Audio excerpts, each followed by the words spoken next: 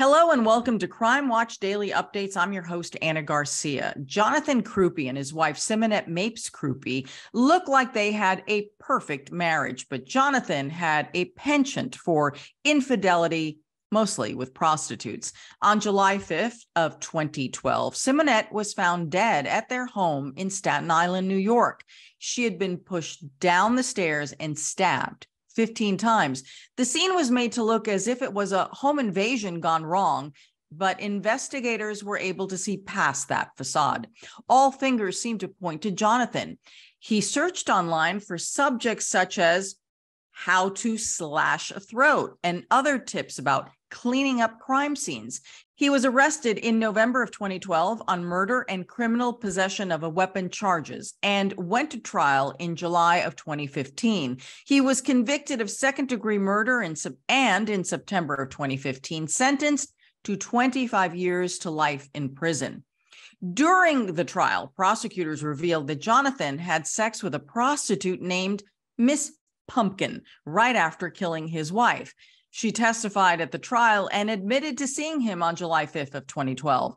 Jonathan appealed the verdict, saying investigators did not have enough evidence to seize his laptop and other personal belongings, but the higher court affirmed the conviction. What's more, after he started serving his prison time, Jonathan created an online dating profile through a prison pen pal system, saying he wanted a, quote, fun, intelligent girl to stimulate my brain and possibly my heart. Let's look back at a case involving the death of a beloved teacher and her husband who could not stay loyal to her.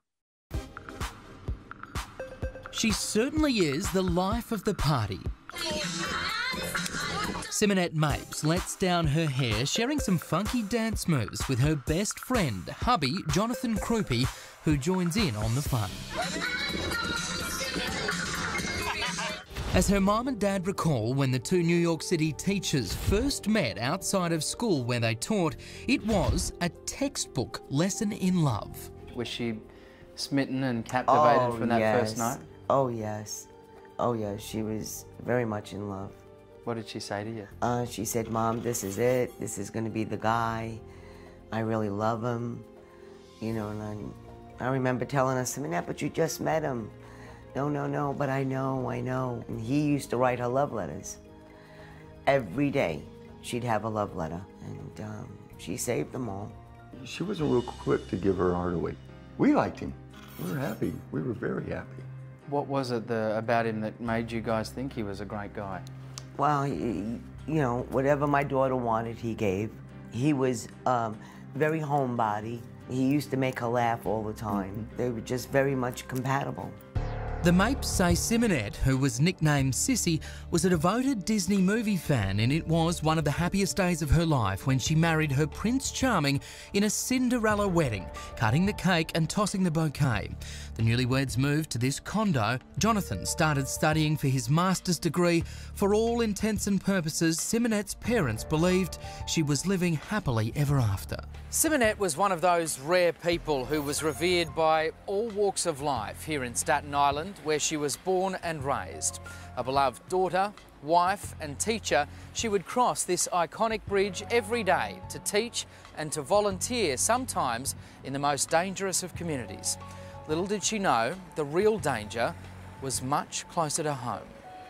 Usually every morning I call my daughter, you know, right around 7:30, 8 o'clock, to check in, say good morning, you know, what are you going to do today?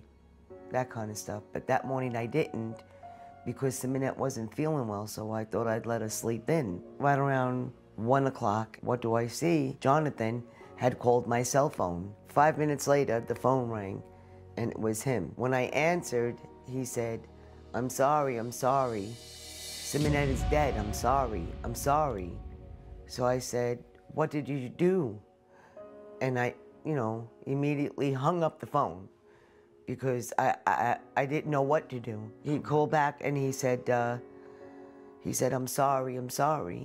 Simeonette's dead. You gotta come.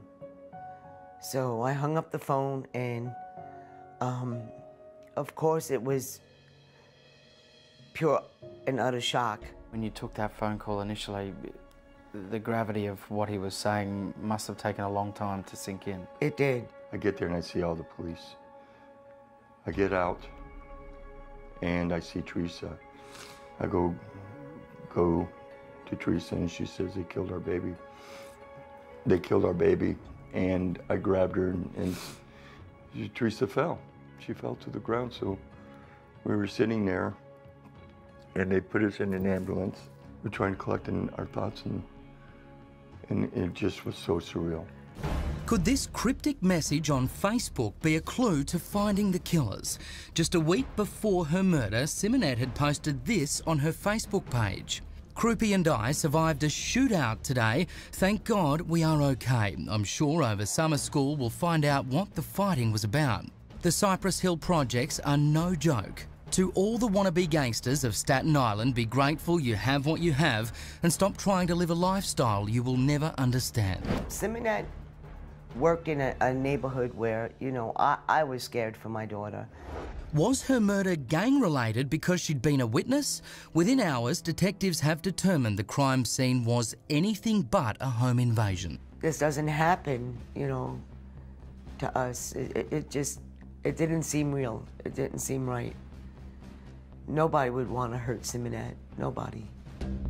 Jonathan tells police he returned home from running morning errands to find the house trashed and his wife dead at the bottom of the stairs. Jonathan frantically calls 911 and then the Mapes.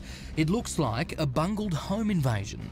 As parents, obviously, you arrive at a scene like that and you need answers. You want to know what happened. Yes. When did you learn what had happened? The detectives came, and that's when we learned that Simeonette was thrown down the stairs and stabbed 15 times. How do you, as parents, reconcile her leaving this world in such a brutal way? A home invasion, I mean, nobody's gonna come in and take the time to throw her down the stairs and stab her 15 times. So that's when we started looking at each other going, uh-oh, there is something wrong here. At Simeonette's funeral, Jonathan wept like a baby and placed 2 roses on her casket.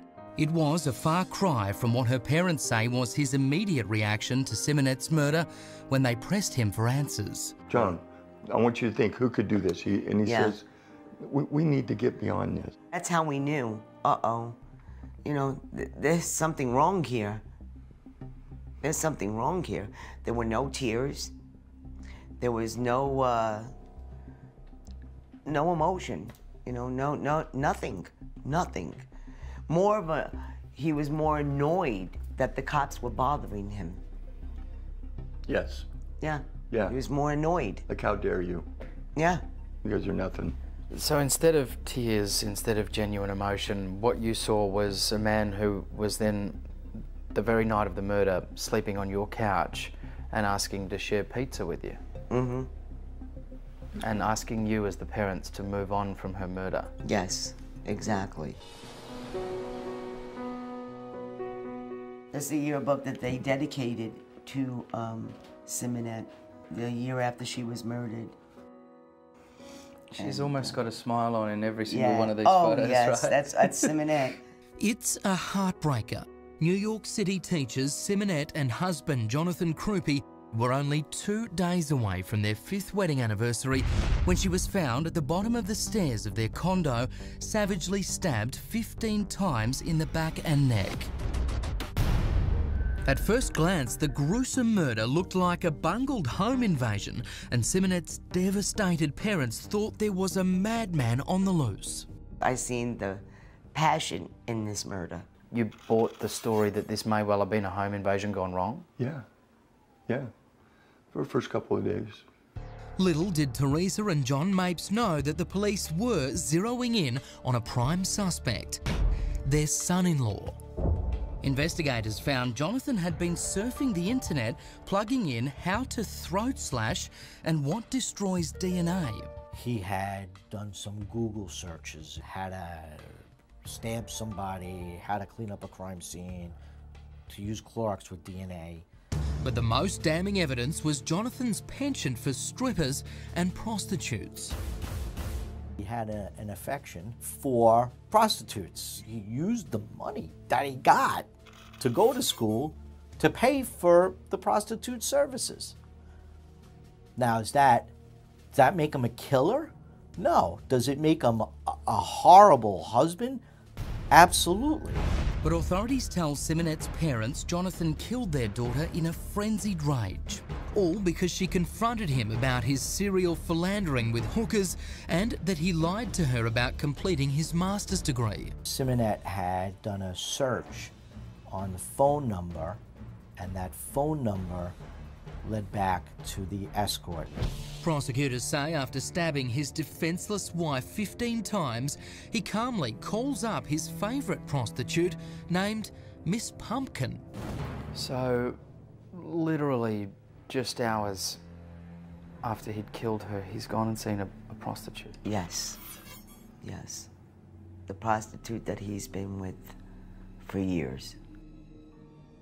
I have no idea what depraved individual can do this, heartless individual can do this to a person 15 times and then go have sex with a prostitute. Who does that? Who does that? No remorse. And that continued long after the death of Sissy. He continued to see prostitutes until he was arrested. Continued. In his own mother's bed. Yeah. While they went to work, he was still seeing this prostitute. Miss Pumpkin testified at his trial that on the day of Simeonette's murder, Jonathan had phoned her for a quickie. She claims it was an unusual request. He would always book in advance for motel sex. When Jonathan got there, Miss Pumpkin testified he asked her if she'd seen the news about a teacher being murdered. Her response, "Don't tell me that was your wife." And he said, "Yes, they murdered my wife. Someone murdered my wife." The trial of Jonathan Crupi lasted 5 weeks, but in the end, the jury deliberated for just 2 hours, finding him guilty of second-degree murder. He was sentenced to 25 years to life. I'm just struggling to get a handle on myself, the depths of deception that was being thrust upon you guys. This was a master manipulator. Yes. Yes, he was very good at what he did. He portrayed himself to be the perfect husband.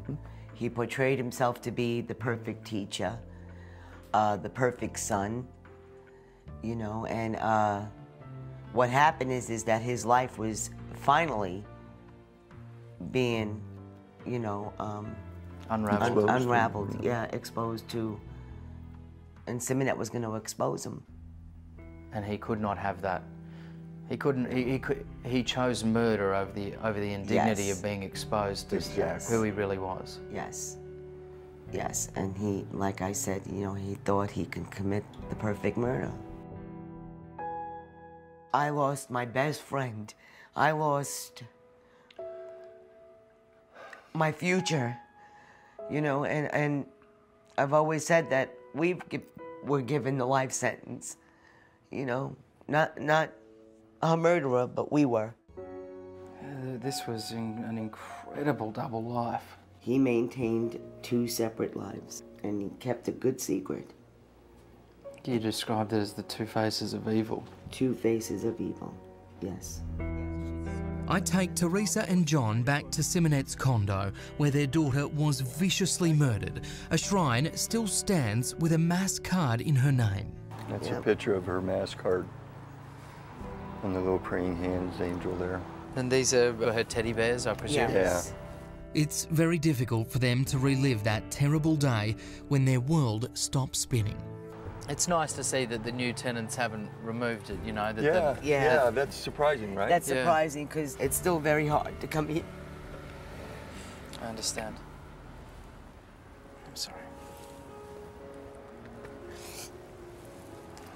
My poor baby. I'm so sorry. Oh, I'm sorry. I'm so sorry. Now, at his sentencing, Jonathan Crupi addressed his wife's family, saying, quote, "My lies and infidelity should never have played out in such a public forum. I'd like to apologise to my wife's family. There is one thing I cannot apologise for. I did not kill her. I am an innocent man."